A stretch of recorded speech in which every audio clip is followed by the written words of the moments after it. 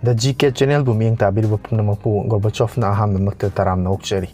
Midyeng tabiriba pumnamakna ayhakpu pungning thawgatpiba oina video asibu like tawbiu, channel asibu subscribe tawbiu loinana mayam pumnamakna video asibu loiba phawbutang miyeng tabiu. Ngasigi video asi haudringai mangoinana adomgi screen da uriba contest asi adomna hojik phawba saruk yabidriba oiragadi I button da pijariba link asita changduna video asibu mityeng tabiu contest asibu saruk yabiu loinana channel asibu subscribe tawbiu amadi video asibu su like amasung share tawbiramu. Ngasigi video asi matang asida haujarage.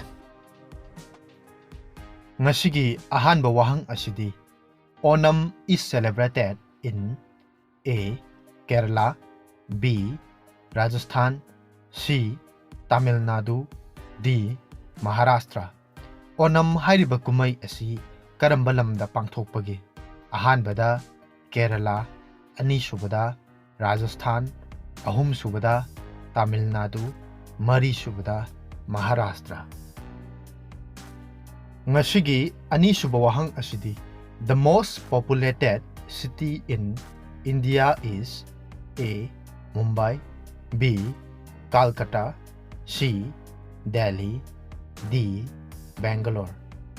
India gi khwaidiki mi yamna kungna taba city adu karambano. Ahanbada Mumbai, ani subada Calcutta, ahum subada Delhi, mari subada Bangalore. Ngasigi ahum subawahang asidi National Chemical Laboratory is situated in A. New Delhi, B. Pune, C. Calcutta, D. Lucknow. National Chemical Laboratory asi kadayda laybagi. Ahanbada New Delhi, ani subada Pune, ahum subada Calcutta, mari subada Lucknow. Mathakta palliba wahang ahum asigi adom-adomgi achumba paukum adu mathang numitki numidang wairam pung mari phawbagi mamangda comment tawbiro.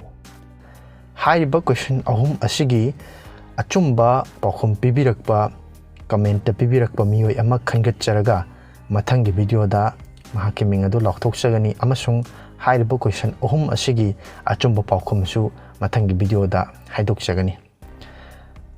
Loinana channel asida hairiba video asi numit khudingi numidangi pung nipan tab matamda thadokjarakani. Mamangi video da hangzakiba wahang ahum. Ahanbada the largest planet of the solar system is A. Jupiter, B. Saturn, C. Mercury, D. Earth. Hairiba wahang asigi achumba paukumna A. Jupiter ni. Ani suba wahang da the lightest gas is A. Oxygen, B. Carbon dioxide, C. Hydrogen, D. Chlorine. Hairiba wahang asigi achumba paukumna C. Hydrogen. Ahum suba wahang da on what day did the United Nations came into being? A. 21st September 1944, B. 7 October 1944, C. 26 June 1944, D. 24 October 1945. Hairiba wahang asigi achumba paukumna D. 24 October 1945 ni. Loinana hairiba wahangsing asigi achumba paukum pibirakiba miyosing adugi manungdagi laibak phaba ama adudi anybody ni.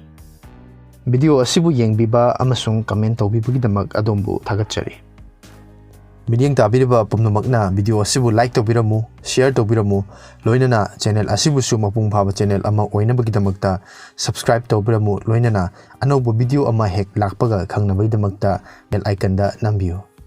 Midyeng tabiriba pumnamapu ngasigi oinadi kainanaba yathang nijari mathangi video da amuk thengnarasi mayam pumnamapu Gorbachov na amuk hanna thagatpa phongdokchari.